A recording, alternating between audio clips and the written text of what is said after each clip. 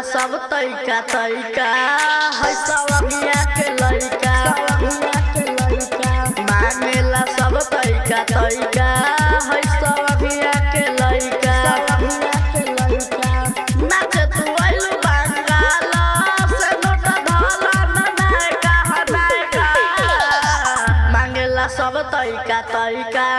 है सवगिया के लइका मांगेला सब तैका तैका है सवगिया के लइका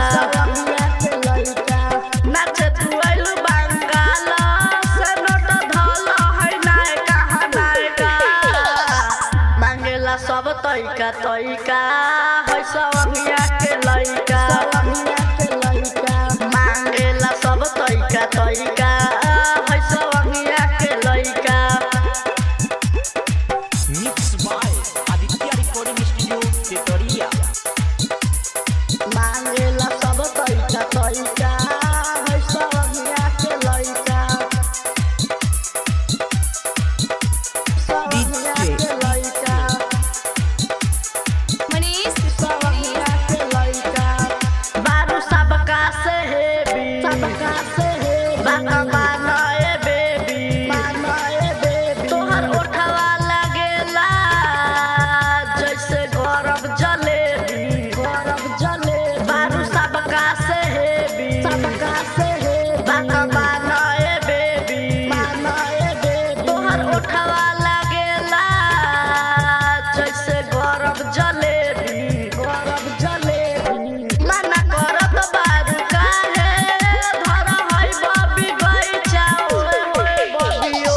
मांगेला सब तैका तैका है सवगिया के लइका मांगेला सब तैका तैका है सवगिया के लइका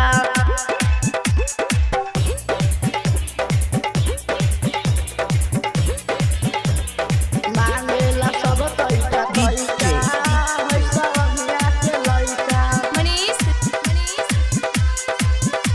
सवगिया के लइका समस्तीपुर सवगिया के लइका कलू देखी कलेटर तू त लागेलू डेंजर राइटर साजन कहे बबी चढ़न रेंजर कलू देखी कलेटर तू त लागेलू डेंजर राइटर कुंदन कहे बबी चढ़न रेंजर चढ़तानी सटे दबा काहे कहतारू है का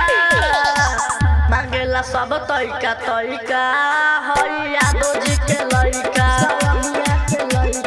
मांगेला सब तैका तैका